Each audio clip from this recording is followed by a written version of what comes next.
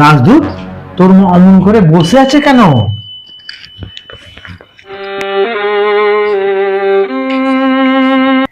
বাবা, মানে লিপস্টিক চেয়েছিল, আমি ভুল করে ফেভিস্টিক দিয়ে দিয়েছি।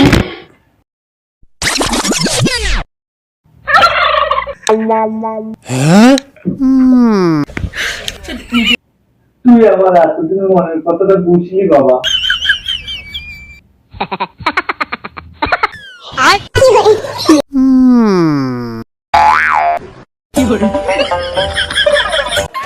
দা দা বাবা দা, তোকে এক্ষুনি পুজো শপিং এ নিয়ে যাবো, তোকে পুজো ভালো ভালো জামা কাপড় কিনে দেবো। না, আমি আসছি, এক্ষুনি আসছি।